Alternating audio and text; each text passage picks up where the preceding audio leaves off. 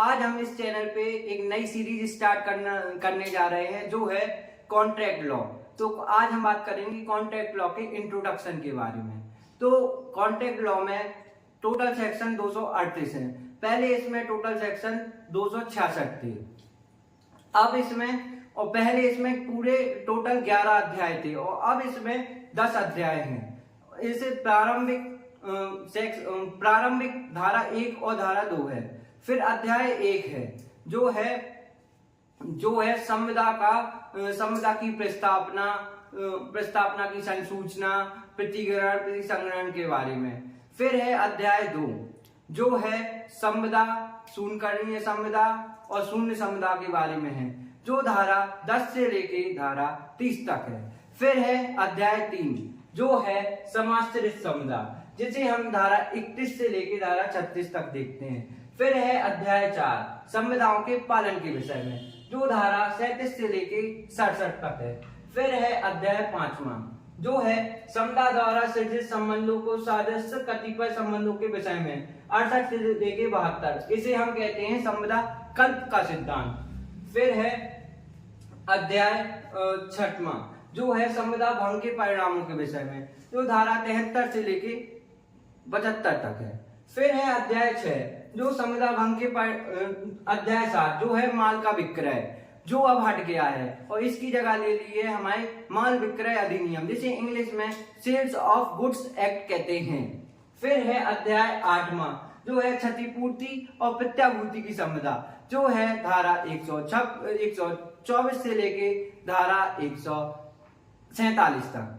फिर है अध्याय 9 जो है उपनिदान के विषय में, जो धारा 148 से लेके 181 तक है। फिर है अभिकरण, जिसे हम इंग्लिश में एजेंसी कहते हैं, ये है धारा 182 से लेके धारा 238 तक। फिर है भागीदारी के विषय में, जो धारा 239 से लेके 266 तक था, लेकिन अब एक हट गया है और इसकी जगह ली है भागीदारी अधिनियम में।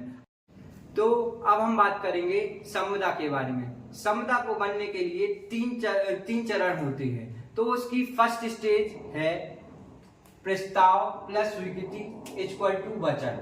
तो इसके लिए प्रस्ताव को हमारे भारतीय संविदा अधिनियम की धारा 2A में परिभाषित किया गया है, जिसके अनुसार उसकी परिभाषा है जब कोई व्यक्ति किसी बात को करने या करने से प्रवृत्त रहने की अपनी रजामंदी किसी अन्य को इस दृष्टि से संज्ञापित करता है कि वह उस कार्य या उस प्रवृत्ति के प्रति उसकी अनुमति प्राप्त कर ले, तो उसे प्रस्ताव कहते हैं। इसे इंग्लिश में हम प्रपोजल कहते हैं, लिखा है, इसे इंग्लिश में हम प्रपोजल कहते हैं। फिर जब ये प्रपोजल हो जाता है तो उसके बाद जिस व्यक्ति को प्रपोजल किया गया है, प्रस्ताव किया गया है, अगर वह उसे स्वीकार करता है, जो 2B में इसकी स्वीकृति के बारे में बताया गया है, तब वह बनता है वचन। इसे हम एग्जाम्पल से समझते हैं कि जैसे क्या आप मुझे कार बेचेंगे, यह एक प्रस्ताव है। फिर इसमें इनने कहा हाँ हम कार बेचेंगे, तो यह हो गया वचन। फिर आता है इसका दूसरा चरण जो है वचन प्लस प्रतिफल, यानी कि promise plus consideration equal to agreement.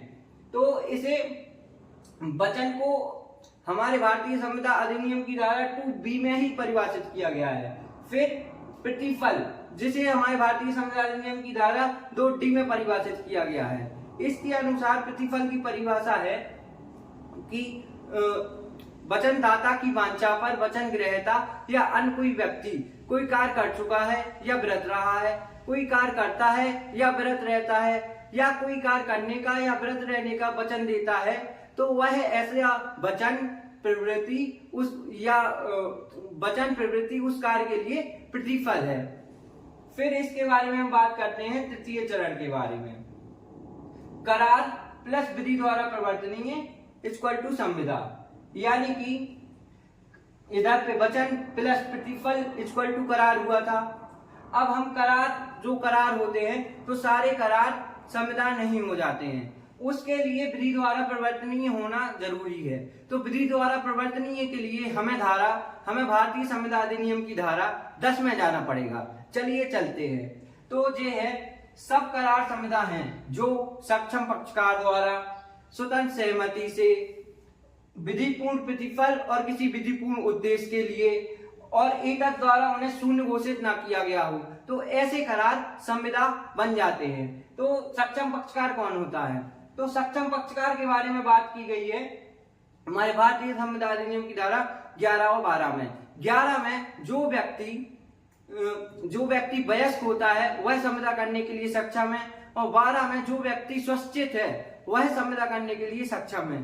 अब बात करते हैं स्वतंत्र सहमति की। तो स्वतंत्र सहमति के बारे में हमारे भारतीय संविदा अधिनियम की धारा 14 में बताया गया है कि स्वतंत्र सहमति क्या होती है। फिर इसके बाद हम बात करते हैं विधिपूर्ण प्रतिफल और विधिपूर्ण उद्देश्य। तो इसके बारे में प्रावधान हमारे भारतीय संविदा अधिनियम की धारा 23 में बताया गया है, जिसके अनुसार क्या विधिपूर्ण उद्देश्य है और क्या विधिपूर्ण प्रतिफल है। तो इसके लिए उसमें बताया गया है जो विधि द्वारा निषिद्ध ना हो, जो विधि के उपबंधों को विफल ना करे, जो कपटपूर्ण ना हो, जो शरीर या संपत्ति को हानि ना पहुंचाए। जैसे शरीर या संपत्ति को हानि ना पहुंचाए, जैसे कोई कहे कि इसको जाके मार दो तब जाके हम तुम्हें 10,000 रुपए देंगे, ये करार है, लेकिन यह विधि द्वारा परिवर्तनीय करार नहीं है। फिर है न्यायालय उसे अनैतिक और लोक नीति के विरुद्ध माने। फिर है लास्ट पॉइंट, एकक द्वारा शून्य घोषित ना किया गया हो। तो इसके लिए हमें भारतीय संविदा अधिनियम की धारा 25 से 30 देखनी होती है। तो 25 में क्या है, विवाह अवरोधक करार शून्य नहीं, 25 है कि प्रतिफल के बिना किया गया करार शून्य होता है। 26 है विवाह अवरोधक करार शून्य होते हैं। फिर 27 है व्यापार अवरोधक करार शून्य होते हैं। फिर है 28 विधिक कार्रवाई में उल्लंघन डालने वाले करार शून्य होते हैं। 29 है अनिश्चित करार, है ना। और फिर 30 है बाजी की संविदा। तो ऐसे ही कंटेंट के लिए हमारे चैनल को लाइक करें, शेयर करें एंड सपोर्ट करें। चलिए मिलते हैं नेक्स्ट वीडियो में, बाय।